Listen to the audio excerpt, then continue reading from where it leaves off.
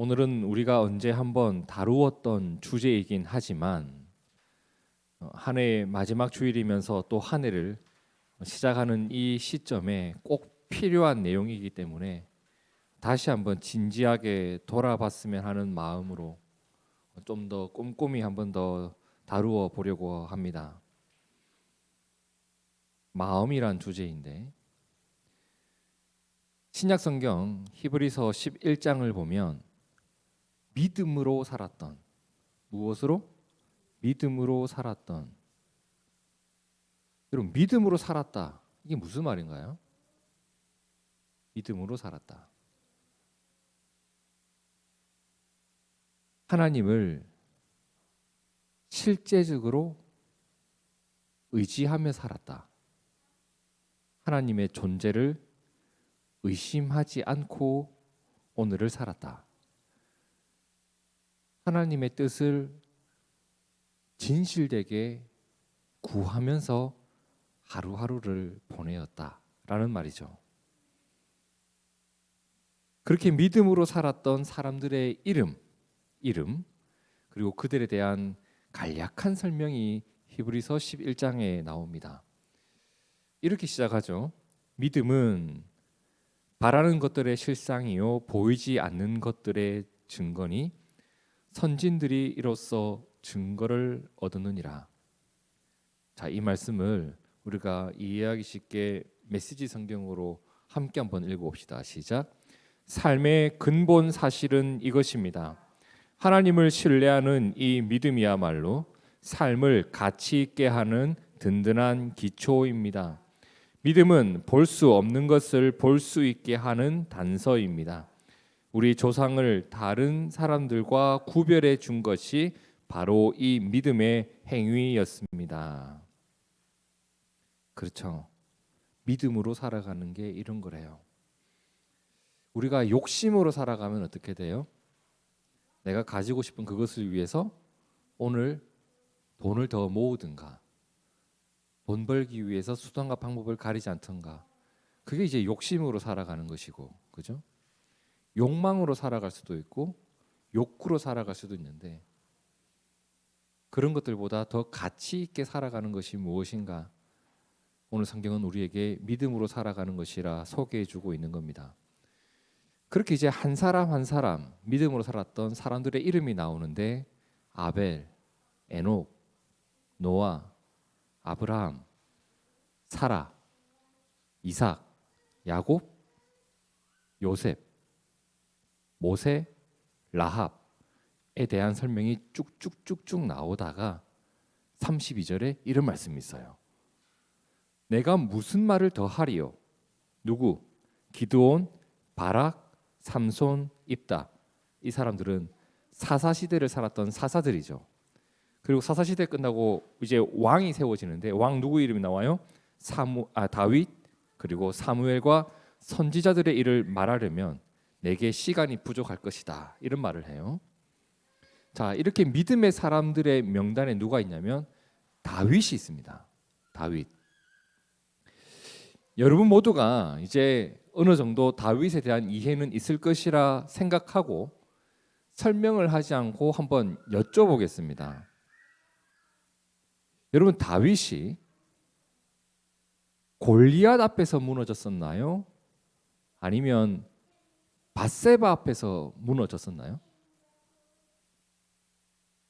골리앗은 어마어마한 장수고 적군의 아주 그냥 대표적인 빌런입니다. 그죠?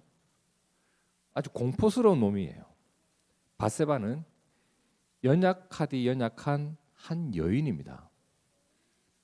다윗이 어디에서 쓰러졌냐면 밧세바 앞에서 쓰러집니다. 여러분 기억하셔야 돼요. 다윗이 무너졌던 것은 두렵고 무서운 장수 골리앗 앞에서가 아니라 악하고 추한 자신의 정욕 앞에서 무너졌습니다. 여러분, 다윗이 골리앗을 마주했을 때 골리앗 앞에서 이런 말을 해요. 자, 사무엘상 17장 45절 함께 읽어봅니다. 시작. 다윗이 블레셋 사람에게 이르되 너는 칼과 창과 단창으로 내게 나아오거니와 나는 만군의 여호와의 이름 곧 내가 모욕하는 이스라엘 군대의 하나님의 이름으로 내게 나아가노라. 이렇게 하면서 어린 시절 다윗이 골리앗을 상대했단 말입니다. 여러분 어때요? 그의 지금 이 말 속에 하나님을 의지하는 믿음이 보이시나요? 그렇죠, 보이죠. 그의 마음에는 지금 믿음이라는 게 담겨 있어요. 그의 중심에 하나님을 의지하는 믿음이 있었다니까요. 그리고 그 믿음이 있었기 때문에 그의 말에 이제 믿음의 말이 나오는 거예요. 너 지금 창 들고 왔지?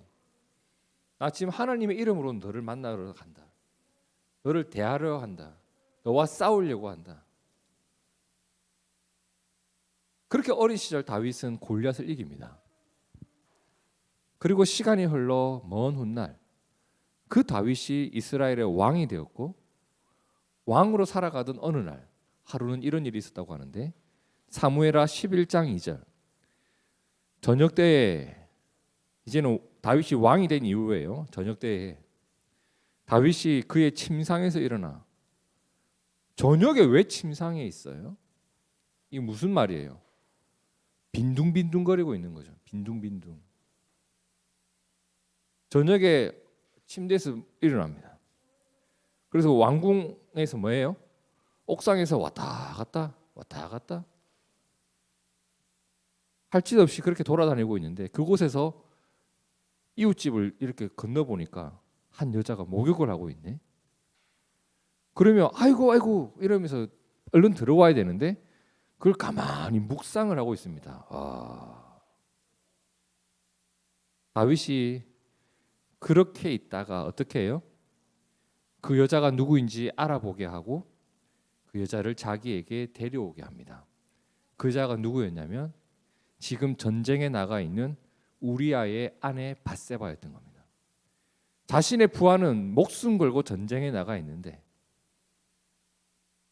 다윗은 왕이라는 자가 그 장군의 아내를 데려와서 겁탈을 해버립니다. 여러분 어떠세요? 지금 그의 이러한 행동과 말 속에 하나님의 시선을 신경 쓰는 모습이 보이시나요? 놀랍게도 다윗조차도 그 마음의 믿음의 자리가 작아지고 정욕의 자리가 커져 있던 때가 있는 모습 우리가 보게 돼요. 그러면 중요한 일 아니겠는가? 뭐가? 내 마음속에 있어야 할 것이 계속 존재해 있고 없어야 할 것이 치워져 있는 것이 너무 중요한 일 아니겠냐 말이에요. 믿음의 사람이라고 하는 다윗의 마음속에 믿음이 움츠러 들어있고 없어야 될 정욕의 자리가 커져 있을 때 이 사태가 발생했습니다. 예수님의 12 제자 중에 유다라는 사람이 있었습니다. 유다, 가룟 유다, 배신의 아이콘, 믿음을 저버린 대표적인 인물, 제자 중에 빌런, 이렇게 기억되는 사람이에요. 그런데요, 그가 이런 일을 겪었대요. 요한복음 13장 2절 함께 읽어볼까요? 시작. 마귀가 벌써 시몬의 아들 가룟 유다의 마음에 예수를 팔려는 생각을 넣었더라. 마귀가 한 게 뭐였냐면 그 생각 하나를 마음에 툭 던져놓는 거예요. 하지 말아야 할 일을 마음에 툭 던져놔요. 그런데 이 악한 일에 대해서 옥토가 되어버리면 그게 자라고 울창해져서 열매를 맺는다니까요. 그의 마음속에 예수를 팔고 예수를 죽여야 되겠다라고 하는 생각이 문득 들었는데 그 생각이요 그의 이후의 행동을 만들어냅니다. 그런데 이러고 있는 동안 유다의 마음속에 없는 게 있어요. 이런 일이 일어나는 동안 유다의 마음속에 뭐가 없었어요, 여러분? 그가 따라다니고 있던 스승님의 말 한마디가 심겨 있지 않아요. 예수님이 주셨던 말씀들이 유다의 마음속에 심겨져 있지가 않아요. 예수님을 직접 따라다니던 제자예요. 예수님의 말씀을 설교를 통해서 듣는 게 아니라 그분에게서 직접 들었던 사람이라니까요. 얼마나 많은 것을 경험하고 얼마나 많은 것을 보았고 얼마나 많은 말씀을 들었겠어요. 그런데 내 마음속에 하나도 심겨 있지 않아. 그런데 마귀가 준 생각은 심겨져서 열매를 맺고 있어요. 예수를 팔려는 생각이 내 마음속에 가장 큰 자리를 차지하고 있어요. 지금 유다의 마음속에는 사탄의 생각이 가장 커요. 여러분, 예수님도 마귀에게 유혹을 받았던 적이 있었던 거 아시죠? 마태복음 4장에 보면 시험 받는 예수님의 모습이 나오잖아요. 자, 4장 1절을 보세요. 예수께서 성령에 이끌려 마귀에게 시험을 받으러 광야로 가사 40일을 밤낮으로 금식한 후에 배가 고팠어요. 그때 마귀가 생각 하나를 줍니다. 유혹을 던집니다. 어떤 유혹? 너 하나님의 아들이지 않냐? 돌로 떡을 만들어서 한번 먹어봐. 괜찮지 않냐? 이거 괜찮잖아. 그런데 이러한 마귀가 준 유혹과 그의 생각에 예수님이 대응하지 않아요. 마귀는 씨를 뿌렸는데, 자신의 악한 말을 씨를 뿌렸는데 예수님이 거기에 대꾸하지 않아요. 예수님의 마음 중심에는 뭐가 있었죠? 4절에 나오죠. 예수께서 대답하여 이르시되 기록되었으되 기록된 하나님의 말씀이 예수님의 마음 한 중심에 먼저 자리를 잡고 있는 거예요. 여러분, 말씀이 먼저 마음속에 자리 잡고 있어야 악한 것이 악하다고 보여지고 그걸 버려낼 수가 있는 겁니다. 분별력이 어디서 나오겠어요? 선한 것을 알아야 분별력이 생기는 거 아니겠습니까? 기록되었으되 사람이 떡으로만 살 것이 아니요 하나님의 입으로부터 나오는 모든 말씀으로 살 것이니라. 지금 예수님은 하나님과 깊은 교제 중에 있어요. 그런데 관심을 떡으로 돌리려고 하는 그 악한 사단의 유혹에 예수님이 넘어가지를 않아요. 그것만으로 사는 것이 아니라는 것을 예수님이 보여주고 싶은 겁니다. 하나 더 볼까요? 마귀가 이런 생각을 줍니다. 어떤 생각? 지극히 높은 산으로 가서 천하 만국과 그 영광을 보여 이르되 만일 내게 엎드려 경배하면 이 모든 것을 내게 주리라. 얼마나 달콤합니까? 우리가 주일 예배 2번만 안 나오면 로또에 걸리게 해줄게. 안 나올 만하지 않아요? 근데 예수님이 그때 뭐라고 하냐면 기록되었으되 이런 악한 말을 하는 사탄아 물러가라. 기록되었으되 주 너희 하나님께 경배하고 다만 그를 섬기라 하였다. 이게 주님의 중심에 딱 자리 잡고 있으니까 다른 게 안 들리는 거예요. 이걸 먼저 지키는 게 네가 말하는 모든 것을 얻는 것보다 나에겐 소중하다. 이게 주님이 삶을 살아가셨던 방식이에요. 유다와는 너무 다르죠. 그러면 여러분 정말 중요한 일 아닐까요? 내 마음속에 있어야 할 것이 있고 없어야 할 것이 없는 것. 중요하지 않겠냐고요. 내 마음속에 있어야 할 하나님이 살아계시고 내 마음속에 없어야 할 악한 생각이 치워지는 것. 저는 이게 잠언 4장 23절의 말씀의 의미라고 개인적으로 생각을 해요. 잠언 4장 23절 함께 읽어볼까요? 시작. 모든 지킬 만한 것 중에 더욱 내 마음을 지키라. 생명의 근원이 이에서 남이니라. 마음을 지킨다는 게 뭐겠어요? 있어야 할 것이 있고 없어야 할 것이 없는 거예요. 우리 집을 지킨다 할 때 있어야 할 것을 있게 하고 없어야 할 것을 없게 하는 게 집을 지키는 거 아니에요. 도둑이 있어야 돼요, 없어야 돼요? 없어야지. 지키는 거라고요. 그러면 있어야 할 것이 있는 일을 위해서, 없어야 할 것이 없는 일을 위해서 우리가 뭘 해야 되겠어요? 당연하지. 있어야 할 것을 가까이 해야 하고 없어야 할 것을 멀리하면 된다고. 근데 우리들의 삶의 구조가 그렇지 않다고요. 우리의 삶의 구조가 있어야 할 것만 있는 삶의 구조면 참 좋겠는데, 우리가 교회를 떠나가고 이제 일주일을 세상 속에서 살다 보면 TV에 보아야 할 것만 방송해 주나요? 아니라고. 유튜브에 내가 반드시 봐야 할 게 100개 중에 한 개라도 있겠어요? 저는 한 10만 개 중에 한 개도 없는 것 같아요. 100만 개 중에 한 개 정도 될까 말까. 그걸 날마다 보고 있다고요. 우리가 듣는 노래 속에, 우리가 듣는 많은 이야기들 속에 있어야 할 것이 얼마나 될까? 그리고 없어야 될 것은 얼마나 많겠어요. 그래서 우리가 있어야 할 것이 있기 위해서, 없어야 할 것이 없기 위해서 구체적으로 살펴봐야 되는 게 이 부분입니다. 첫째로, 나의 눈과 귀로 들어오는 것이 무엇인지 면밀히 살펴봐야 됩니다. 나의 눈과 귀로 들어오는 거. 자, 방금 읽어봤던 마음을 지키라는 잠언 4장 23절 있죠. 그 말씀 앞에 보면 몇 절이 나오겠어요? 22절이 나오고 그 앞에는 21절이 나오고 그 앞에는 20절이 있겠죠. 잠언 4장 20절에서 22절을 제가 읽어드릴게요. 잘 보세요. 내 아들아, 무엇에? 내 말에 주의하며 내가 말하는 것에 내 귀를 기울이라.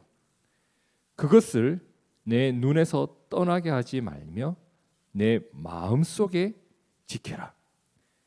그것은 얻는 자에게 생명이 되며 그의 온 육체에 건강이 될 것이다. 나의 눈과 귀로 얼마나 많은 것이 들어옵니까? 그게 내 생각이 되고 어느 날 그게 내 말이 되고 어느 날 그게 내 행동의 습관이 돼요.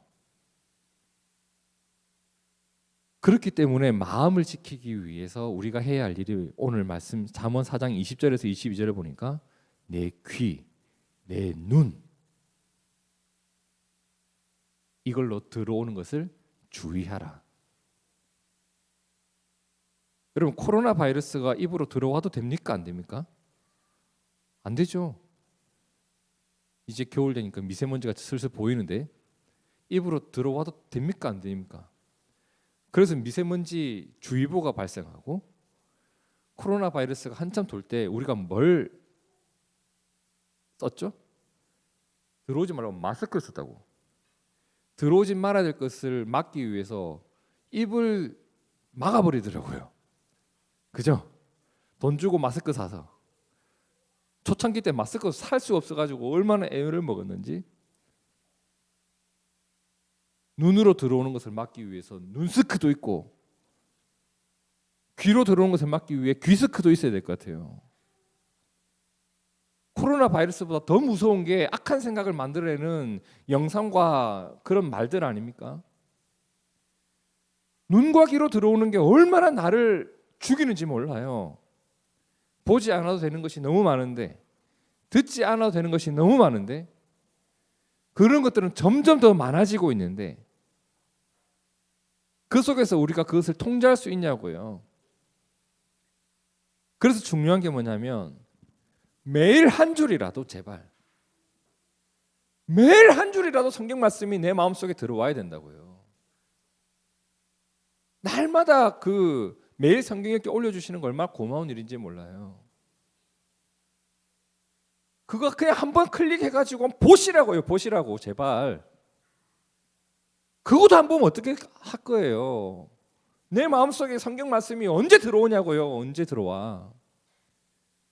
자리 잡고 있어야 될 것이 자리 잡고 있어야 악한 것을 떨쳐버릴 수가 있다고. 눈과 귀로 들어오는 것을 조심한다는 것은 어쩔 수 없이 내가 그냥 살아가다 보면 계속 들려오기 때문에 먼저 들어와 있을 때 들어와서 자리를 잡고 있어야 돼요.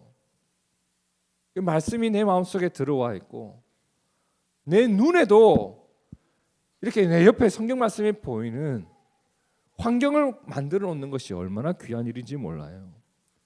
그것이 내 마음을 지켜내고 생명의 삶을 살아갈 수 있는, 나를 넘어지지 않게 하는 힘이 된단 말입니다. 그래서 너무 중요해요. 예수님도요, 마귀가 유혹을 줬을 때 무엇 때문에 흔들리지 않았냐면 기록된 말씀을 묵상했던 그분의 삶, 그것이 지켜주신 거잖아요. 다윗이 언제 무너졌어요? 말씀 묵상하지 않고 침대 위에서 뒹굴뒹굴 하다가, 옥상에서 왔다 갔다 하다가 말씀 다 놓쳐버리고 그 마음속에 정욕의 중심에 들어오니까 그냥 홀라닥 자빠져 버린다고요. 골리앗도 이겼던 그가, 골리앗도 무서워하지 않았던 그가 어떻게 이런 일이 발생했겠어요? 여러분, 중심에 말씀 있는 거 참 소중합니다. 오래전 모세가 살았던 시절에 이스라엘은 억압을 받고 있었죠. 그들에게 자유를 주지 않았던 이집트에게 하나님께서 10가지 재앙을 내렸습니다. 그 중에 7번째 재앙이 뭐였냐면 우박이 떨어지는 재앙이었습니다. 근데 이 우박이 그냥 얼음 알갱이가 아니라 얼음 덩어리, 심지어 불덩어리가 섞인 우박이었다고 합니다. 엄청 큰 얼음이 하늘에서 떨어지니까 맞으면 어떻게 되겠어요? 다 죽어요. 그게 7번째 재앙이었습니다. 근데 그 7번째 재앙이 경고되어졌던 그때에 이집트에 이런 일이 있었다고 해요. 9장 20절. 바로의 신하 중에, 바로의 신하, 이집트 사람이죠. 근데 그들 중에 어떤 사람이 생겼대요? 여호와의 말씀을 두려워하는 자들이 생겼답니다. 이제 1번부터 6번까지 겪고 나니까 이거 장난이 아닌 거예요. 정신 차리고 들어야 되겠다는 생각이 든 거예요. 그러니까 두려워하는 자들은 어떻게 해요? 자신의 종들과 가축을 집으로 피하여 들여왔대요. 그런데 대부분의 사람들은 어때요? 21절. 여호와의 뭐를? 말씀을 어디에? 마음에 어떻게 두지 아니한 사람들이 있었는데 그들은 어떻게 해요?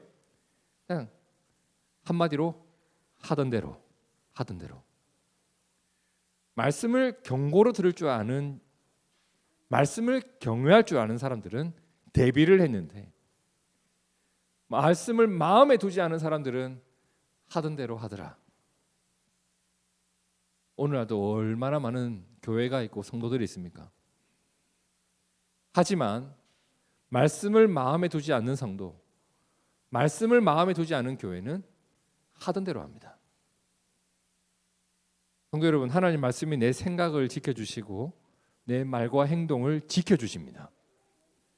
우리의 눈과 귀로 엉뚱한 것이 들어올 때 그것을 떨쳐내버릴 수 있는 힘이 되어주시고, 그리고 나를 살려내는 힘이 될 것입니다. 눈과 귀로 들어오는 것 잘 살펴봅시다. 그리고 내 눈과 귀로 주의 말씀이 가까이 있고 들려오는지 우리가 꼭 그러한 하루하루가 되셨으면 좋겠습니다. 내 마음속에 있어야 할 것이 있고 없어야 할 것이 없는 일을 위해서 우리가 생각해 봐야 될 것 두 번째가 뭐냐면 겸손히 성령의 은혜를 구해야 됩니다. 이 무슨 말이냐? 여러분, 공부를 하는 학생들이 힘들어하는 게 뭡니까? 우리 학생을 다 학생 시절을 지나왔고 또 성인이 되어서도 공부를 해봤기 때문에 아시잖아요.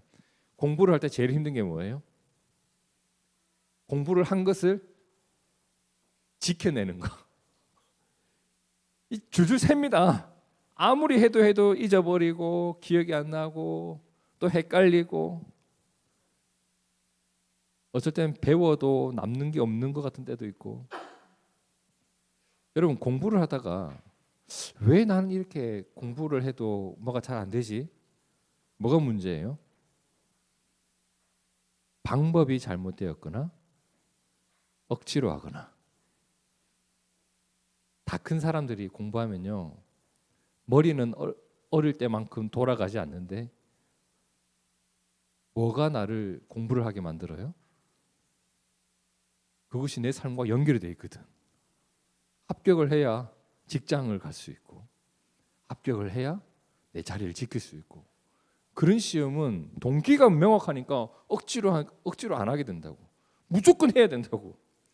근데 학창 시절에는 그걸 몰라. 안 해도 되는 줄 알아요. 여러분, 신앙생활에도 그런 사람들이 있어요. 아무리 신앙생활을 해도 줄줄 세요 그냥. 왜? 방법이 잘못되었거나 억지로 하니까. 예수님께서 하나님의 말씀이 씨앗처럼 너희에게 떨어진다. 그런데 열매를 맺는 땅은 따로 있는데 길가와 같은 땅이 아니고 돌밭과 같은 땅이 아니고 가시밭과 같은 땅이 아니라고 주님 말씀하셨거든요. 그런데 이렇게 아무리 말해도 놀라운 게 뭔지 아세요? 내 마음이 길가라도, 내 마음이 돌밭이라도, 내 마음이 가시떨기라도 내버려둬요. 내버려둬요 그냥. 꿈쩍도 안 해. 꿈쩍도 안 해. 공부를 못하는 학생하고 똑같아. 그러면서 기도를 하는 거예요. 어떻게 기도하죠? 하나님 말씀을 잘 듣게 해 주시옵소서. 하나님 우리를 도와 주시옵소서. 아니 왜 자신이 해야 할 일을 안 하면서 그렇게 해달라고 기도는 또 하냐고요. 솔직히 한번 말해봅시다. 하나님이 돕지 않아서 주의 말씀이 들리지 않는 걸까? 하나님의 은혜가 부족해서 뭐가 줄줄 다 흘려버리는 걸까? 여러분, 우리가 주의 은혜를 구할 때 최소한 하나님께서 나에게 맡기신 그 일은 하면서 기도를 해야 될 거 아닙니까? 그렇죠? 책 한 글자 안 보면서 공부를 잘하게 해달라고 기도하면 그게 얼마나 어리석은 일입니까? 내가 신앙생활 가운데 해야 할 최소한의 역할을 안 하면서 해 주시옵소서. 이거 해 주시옵소서. 성령으로 내 마음을 감동시켜 주시옵소서. 그 자리에서 그 기도만 하고 있으면 그게 무슨 이게 엉터리지 뭐겠어요, 여러분. 우리가 겸손히 주의 은혜를 구한다는 것은 주님께서 나에게 맡겨주신 그 일들을 감내하면서 그 주어질 결과에 대해선 하나님의 은혜라는 것을 아는 것이 겸손이에요, 여러분. 에스겔 36장 26절에 이런 말씀이 있죠.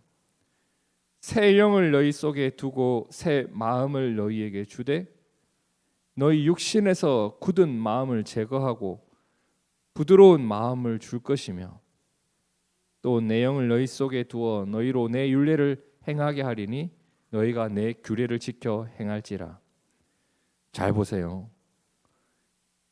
굳은 마음을 제거하고 내 마음 속에 주의 말씀이 심겨지는 것은 성령께서 행하시는 일이라고 했습니다. 그런데 이 일에 대한 간절함과 사모함과 눈으로 말씀을 읽는 일은 우리의 몫이라고요. 우리가 그것을 아무리 해도 그것이 내 마음속에 심겨지고 그것으로 인해서 열매가 맺히는 건 저절로 되는 일이 아니에요. 우리가 그 일을 감당할 때 그 일을 돕고 열매를 맺어 가시는 분은 성령님이세요. 그래서 여러분 이걸 기억하셔야 돼요. 세상은 아무리 주의 말씀을 들어도 그들의 마음속에 주의 말씀이 심겨지지를 않아요. 근데 우리는 말씀을 읽을 때 그 말씀이 심겨지고 그것이 얼마나 소중한지 내 마음속에 삶의 가치가 되어 있고 내 삶의 보물이 되는 것, 이것이 바로 성령께서 우리와 함께 하신 증거란 말입니다. 성령에 충만하면 어떤 일이 일어나나요? 말씀을 들을 때 아멘이 나온다고요. 그게 성령 충만의 증거예요. 내 마음에 있어야 할 것이 있고 없어야 할 것이 치워지는 이 일을 우리가 진실로 사모해야 돼요. 그리고 그 일을 위한 최소한의 역할을 감당하면서 겸손히 은혜를 구하는 것, 이것이 우리에게 있기를 진심으로 축복합니다. 오늘 저는 두 가지를 말씀드렸어요. 내 마음속에 있어야 할 것이 있고 없어야 할 것이 없기 위해서 우리의 눈과 귀로 들어오는 것을 조심해야 하고 주의 말씀을 가까이 하는 그 일의 소중함을 알아야 됩니다. 여러분, 한 줄이라도 내 마음속에 주의 말씀이 들어올 수 있도록 내 삶의 구조를 바꿔놔야 돼요. 바꿔놔야 돼요. 그리고 주의 뜻을 사모하되 열매를 맺게 하시는 분은 성령님이라는 것을 기억하면서 그 열매를 맺게 하실 은혜를 사모할 줄 알아야 됩니다. 오늘 본문 읽기만 하고 내용을 살펴보지도 않았는데 오늘 본문의 내용이 사실 지금까지 설명드린 그 내용의 전부 다예요. 오늘 본문의 배경은 이거예요. 하나님이 주신 약속의 땅, 가나안 땅을 눈앞에 두고 이제 그 땅에 들어가기 직전에 하나님께서 이스라엘 백성들에게 주셨던 말씀인데 그 내용은 이미 다 말씀드렸어요. 2024년을 마무리하면서 그리고 2025년을 시작하면서 우리 마음속에 말씀을 새겨주셨던 은혜에 감사하고 또 우리의 마음에 말씀을 먼저 담아두길 원하는 간절함을 담아서 오늘 말씀 신명기 30장 6절에서 14절 말씀을 함께 읽고 말씀을 마치고자 합니다. 함께 읽으면서 이 사건이 올해의 감사의 제목이고 내년을 살아가는 귀한 밑거름이 되길 축복합니다. 함께 읽습니다. 시작. 내 하나님 여호와께서 내 마음과 내 자손의 마음에 할례를 베푸사 너로 마음을 다하며 뜻을 다하여 내 하나님 여호와를 사랑하게 하사 너로 생명을 얻게 하실 것이며 내가 오늘 내게 명령한 이 명령은 내게 어려운 것도 아니요 먼 것도 아니라 하늘에 있는 것이 아니니 내가 이르기를 누가 우리를 위하여 하늘에 올라가 그의 명령을 우리에게로 가지고 와서 우리에게 들려 행하게 하려 할 것이 아니요 이것이 바다 밖에 있는 것이 아니니 내가 이르기를 누가 우리를 위하여 바다를 건너가서 그의 명령을 우리에게로 가지고 와서 우리에게 들려 행하게 하려 할 것도 아니라 오직 그 말씀이 내게 매우 가까워서 내 입에 있으며 내 마음에 있은즉 네가 이를 행할 수 있느니라. 아멘. 이 일이 우리의 일이 되기를 축복합니다. 함께 기도하겠습니다.